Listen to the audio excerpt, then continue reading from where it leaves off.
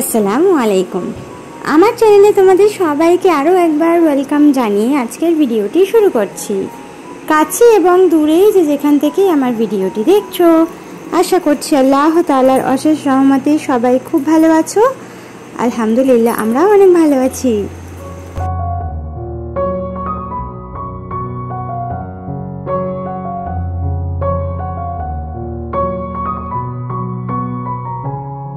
তো আজকে হচ্ছে বুধবার দিনকেই তোমাদের সাথে ভিডিওটা শেষ করলাম। মানে ঈদ হয়েছে ঠিক এক সপ্তাহ হয়ে গেছে, তার মানে বৃহস্পতিবার নাগাদ ঈদ হয়েছে, আর তারপরে ঠিক বুধবারের দিনকে আমি তোমাদের সাথে এই দিনটা শেয়ার করব।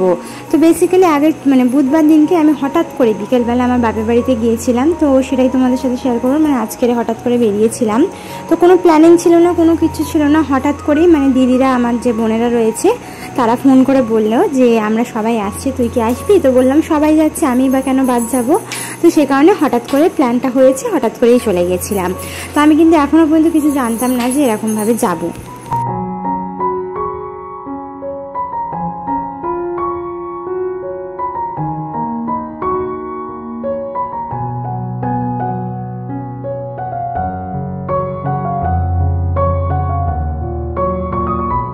তো এই যে আমি কিন্তু 7:30 নাগাদ উঠে পড়েছি। উঠেই কিন্তু সব থেকে প্রথমে ঘর, দালান, উঠোন পাড় সব কিছু খুব ভালোভাবে ঝাঁটপাট দিয়ে নেব, নিয়ে তারপরে চলে যাব সোজা ছাদে। এখন ছাদে যা রোদ্দুর, মানে 5টা মিনিটও তুমি দাঁড়িয়ে থাকতে পারবে না, তো এত মানে অসহ্যকর গরম। তো যাই হোক, এখানে কিন্তু আমি আগের দিনকে হাজবেন্ড মানে কম্বলটা কেচে দিয়েছিলেন। আসলে ব্যাপারটা হচ্ছে যে কম্বলটা শীতকালে কাচা হয়নি, কারণ আমার হাজবেন্ডের ছুটি ছিল না। তো এখন ঈদের ছুটিতে রয়েছেন, তো সেই ফাঁকেই কিন্তু উনি কাজটা করেছেন। আর এই কম্বলটা আমার দ্বারা তো কাচা সম্ভবই না, হ্যাঁ, তো সেই কারণে উনি কাচাকুচিটা করেছেন। তো কালকেরে কেচে এমনি জাস্ট মেলে দিয়েছিল, মানে পুরো ভালোভাবে মেলতে পারিনি, যেহেতু ভারী ছিল, অতিরিক্ত ভারী ছিল। তো এমনি জাস্ট পানিটা ঝরে যাওয়ার মতো দেওয়া ছিল। তো আজকের সেটা এখন আমি আবারও রোদে দিচ্ছি। তো কালকের অনেকটাই শুকিয়ে গেছে, অনেকটাই হালকা হয়ে গেছে। তো আজকের পুরোপুরি আশা করছি শুকিয়ে যাবে। যা রোদ্দুরের তাপ, আজকে পুরোপুরি শুকিয়ে যাবে।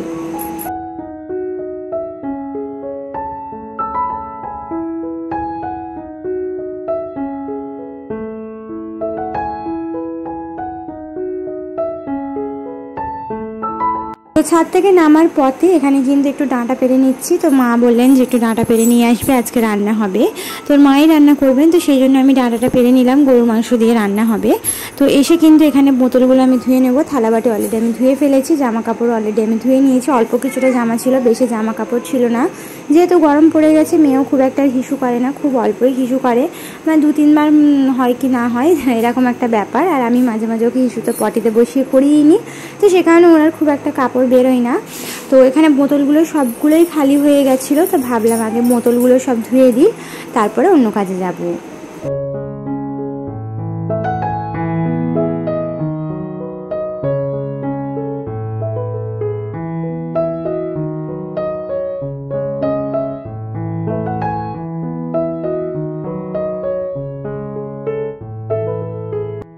তো যেই দিদি বোনেরা আমার চ্যানেলের মধ্যে নতুন এসেছো, আমাকে প্রথমবার দেখছো, আমার ভিডিও দেখতে তোমাদের যদি একটুও ভালো লেগে থাকে, তাহলে অনুরোধ করবো আমার চ্যানেলটিকে সাবস্ক্রাইব করে অবশ্যই বেল আইকনটা প্রেস করে দেবে। এতে করে যেটা হবে, আমার ভিডিও ছাড়া মাত্রই তোমাদের কাছে নোটিফিকেশনটা পৌঁছে যাবে। আর যারা অলরেডি কাজটা করে দিয়েছো, তাদেরকে অসংখ্য ধন্যবাদ।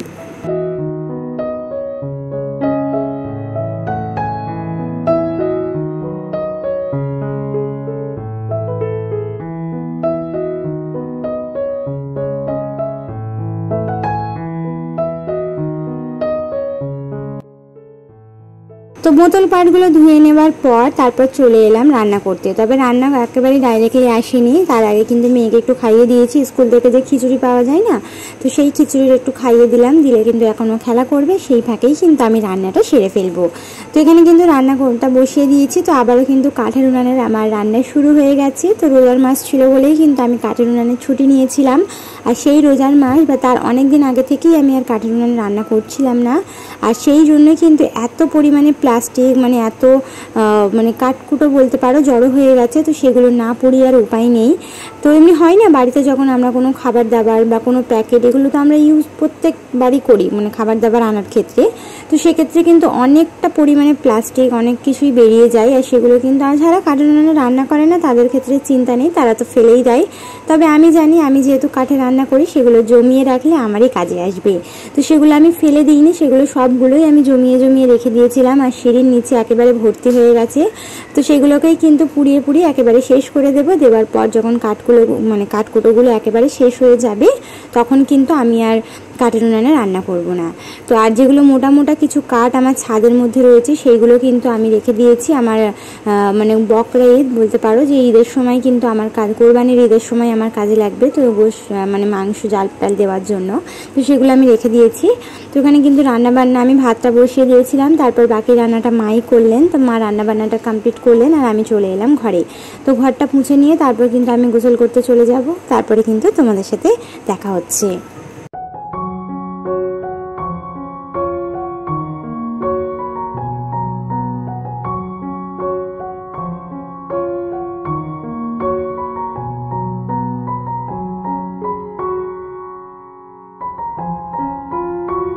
আমি ঘর মুছবো আর আমার মেয়ে পুছবে না, সেটা তো হতেই পারে না। আমাকে দেখে দেখেই সব কিছু করতে চাই, আমি যা যা করি ও তাই তাই করতে চাই। এটা মনে হয় সব বাচ্চার ক্ষেত্রেই হয়, শুধু আমার মেয়ে বলে নয়। হ্যাঁ, তো আমি এখানে ঘর মুছছিলাম, ওকে একটা ছোট কাপড় দিয়েছি। ও কি করছে, ওই কাপড়টা দিয়ে ব্যস্ত, না হলে আবার আমাকে বিরক্ত করছে, জ্বালাতন করছে। তো ভাবলাম ওকে একটা ছোট কাপড় দিয়ে দিই, তাহলে ওর মতো ঘর মুছবে, আমি আমার মতো ঘর মুছবো। হ্যাঁ, তো এখানে কিন্তু ভাবলাম এই যে ছোটো ছোটো ক্লিপগুলো সেগুলো কিন্তু ক্যাপচার করে রাখা যাক, যাতে ও বড় হলে কিন্তু দেখতে পাবে যে ওর মাকে কতটা পরিমাণে বিরক্ত করতো আর কি। হ্যাঁ, তো সেই কারণে একটু একটু করে আমি এই ভিডিওগুলো তুলে রাখার চেষ্টা করি। আর আমিও যদি পরে দেখি আমারও কিন্তু বেশ ভালো লাগবে।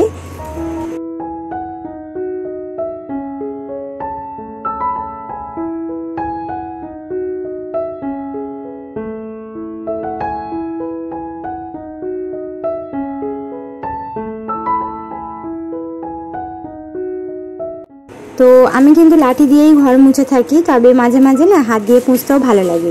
হ্যাঁ, তো সেই কারণে মাঝে মাঝে হাত দিয়েও পোঁছাপুছি করি, আর বেশিরভাগ ক্ষেত্রে লাঠি দিয়েই পোঁছাপুছি করি।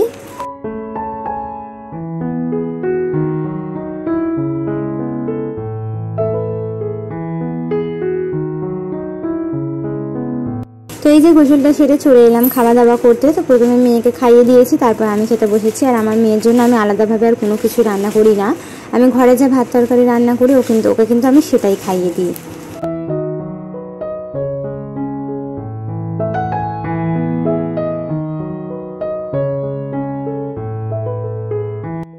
তো এই যে খাওয়া দাওয়া করে ঘন্টা নাগাদ আমি জিরিয়ে নিয়েছি। তো বাকি কিছু কাজকর্ম আমি ফাঁকে সেরে ফেলেছি, যেমন ছাদ থেকে জামা কাপড়গুলো তুলে এনেছি, তারপরে কিন্তু এই থালাবাটিগুলো খাওয়া দাওয়ার পর ধুয়ে ফেলেছি। তারপরে এই যে রেডি হয়ে গেলাম। তো এখন কিন্তু ঘড়িতে বাজছে 4টের মতো। তো এই 4টে নাগাদই কিন্তু রেডি হলাম, 4টে সাড়ে 4টে নাগাদ মতো বাজে। তো এই যে আমি কিন্তু এই সালোয়ারটাই স্টিচ করেছি ঈদের সময়, তোমাদের সাথে শেয়ার করা হয়নি, তো একেবারে পরেই তোমাদেরকে দেখাচ্ছি। তো কেমন হয়েছে স্টিচটা তোমরা কিন্তু আমাকে কমেন্ট করে অবশ্যই জানাবে যে স্টিচটা কেমন হয়েছে। হাতাতে একটু ডিজাইন করিয়েছি, তাতে দুদিকে একটু লাটকান টাইপসের করিয়েছি যাতে দেখতে ভালো লাগে, আর পায়েটা এভাবে করেছি।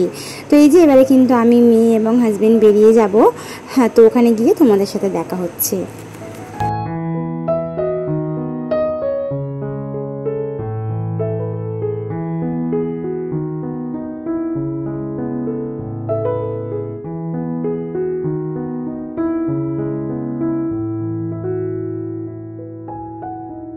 তো এই যে চলে এসেছি, এসেই কিন্তু প্রথমে ঠান্ডা নিয়ে বসে পড়েছি।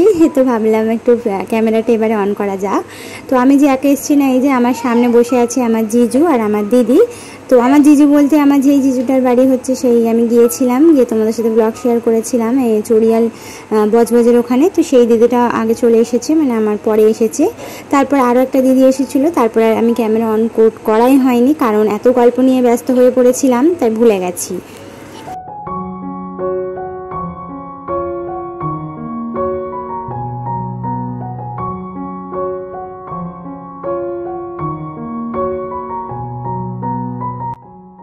এই যে তার 1 ঘন্টা পর এখানে কিন্তু বাকি দিদি চলে এসেছে, আরেকটা দিদিও চলে এসেছে। তারপরে এই যে চা খেতে বসে পড়েছি, চা নাস্তা করতে বসে পড়েছি।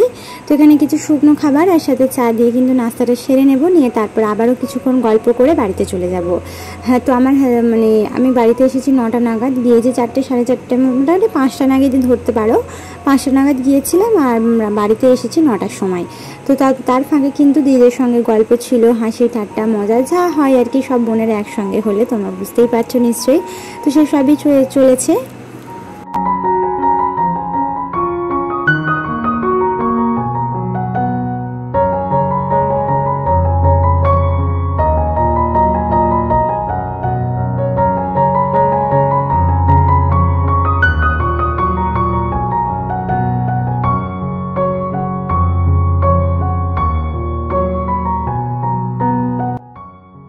ভিডিওটা দেখতে দেখতে ভিডিওর কোনো অংশ ভালো লাগলে প্লিজ একটা লাইক করতে ভুলবে না। তোমাদের একটা লাইক পরবর্তীতে এই ভিডিওটা আমার অনেক দিদি বোনেদের কাছে পৌঁছে যেতে সাহায্য করবে।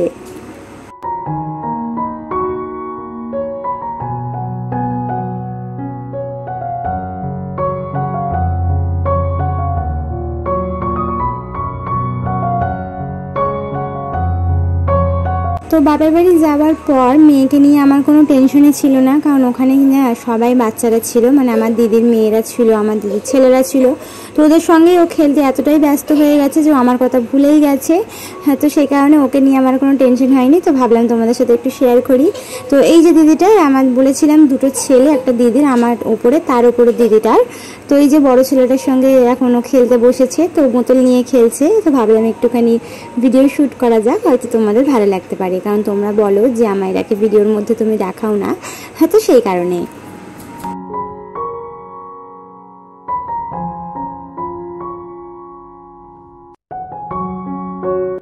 তো এই যে দিদি এখানে সামনে বসে আছে, আর আমি এখানে দিদির সঙ্গেই গল্প করছিলাম। দিদিও ফোনে একটু ভিডিও দেখছিল, আমার সাথে কথা বলছিল।